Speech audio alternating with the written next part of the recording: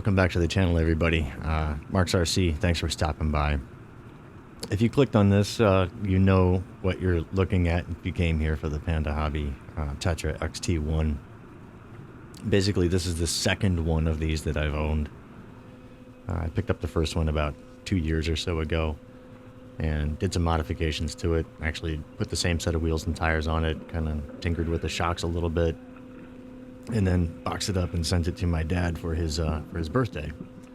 And I have missed this thing, missed having one ever since I sent it out to him, and I kind of thought about getting one quite a bit, but I just never wanted to buy a brand new one. And up until about a week ago or so, I always look at Facebook Marketplace for random good deals, and just happened to search the Tetra X1, and this one popped up, and I couldn't believe that the guy was asking only 65 bucks for it. So that and 20 bucks for shipping, and the thing was sitting in my hands like 4 days later. And I've put, I don't know, probably close to about 16 hours in just working on it on the bench, and that was included the paint job and everything else.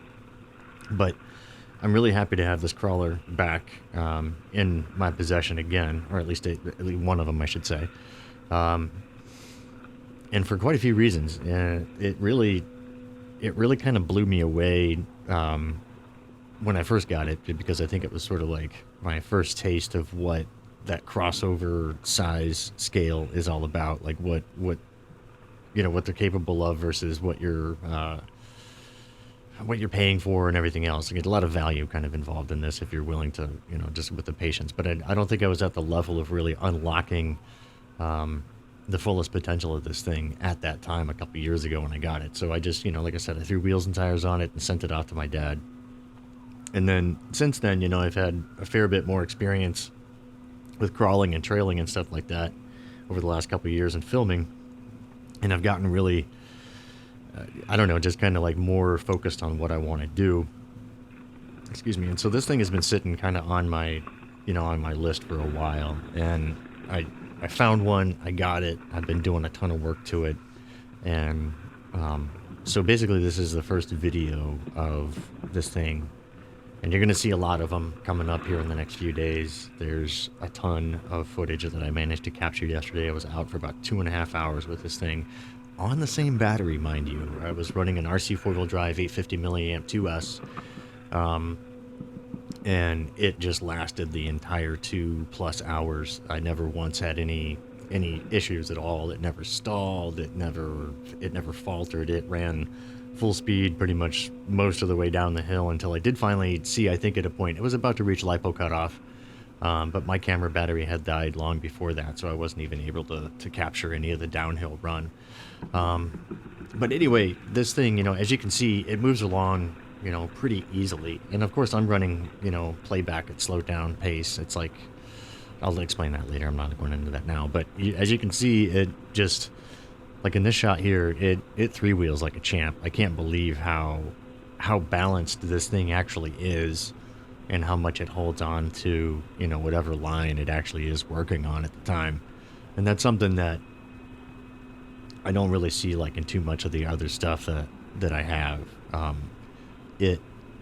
This sort of answers a little bit of a kind of a desire for like how I think crawlers should run versus how most of like my micro stuff does run. And that's where these things really kind of cross over, is because they have a very, very 110 feel about them. And they just move like a 110. They definitely respond like one. And I think you get a little bit more of that, just that kind of experience out of these, just because of the way the chassis is set up. I will say that I've had some problems so far that I've noticed, even in the video, that the right rear shock was seizing on me.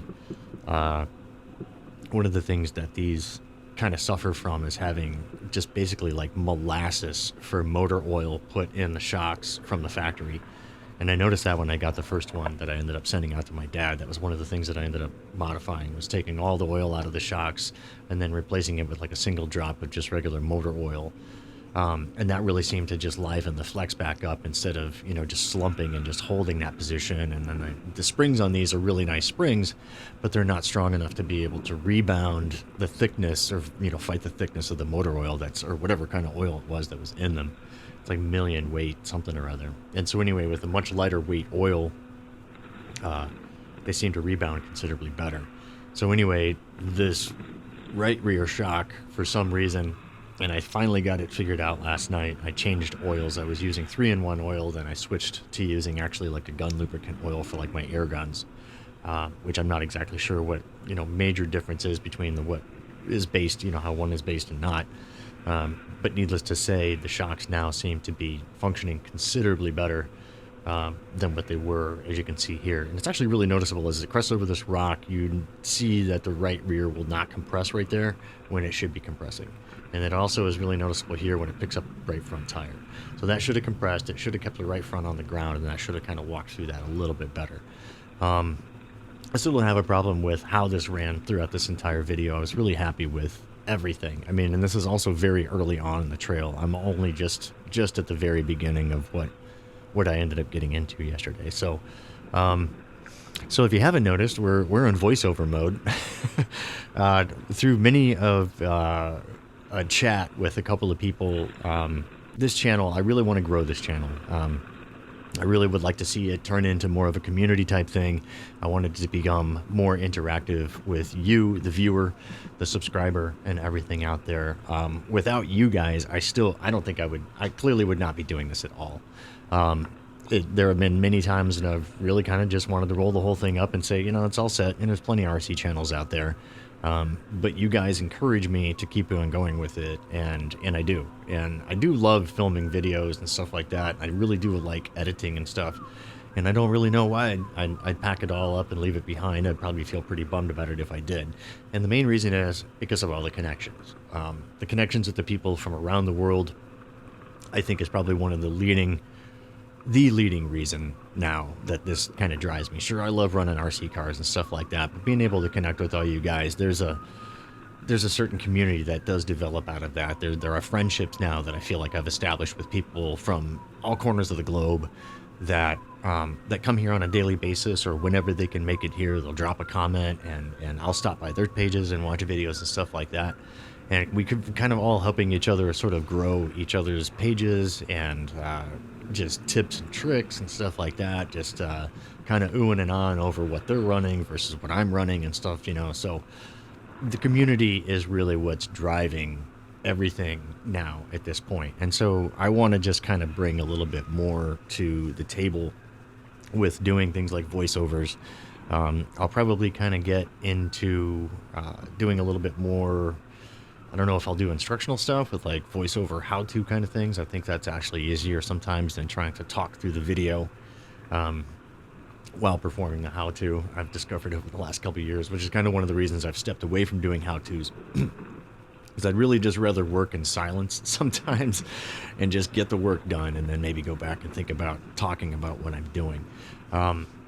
So anyway, let's kind of talk for a second about this video and what ended up happening here. I walked right into this little nook, didn't know. It was totally filled in with leaves. And yep, as you can see by the reverse lights, go to kick it into reverse. It was belly hung for a second, almost smacked the camera lens, like millimeters away. And I go to get the left front hooked on, and it's pulling itself up, and I decide to turn. Yep. Now I'm going to try and get the right hooked. And at this point, everything just kind of just sits and spins for a second. And I'm not really one to like ever share much of the struggle that I go through on trail. But I thought the struggle on this it was so realistic and so perfect and so absolutely 100% real. The way it just kind of starts bucking a little bit. It's trying to bite so hard, but it won't bite going right. So I try turning left. It starts pulling the vehicle, and I notice, I'm like, oh, here it goes. Oh, what do I got? What do I got? Have I got it? And then all of a sudden, it's like straight out of nowhere, zip. It just goes.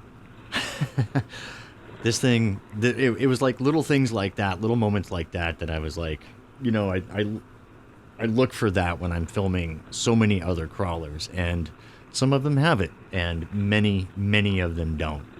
And this is one that you will see much more of because of funny little stuff like what you're about to see.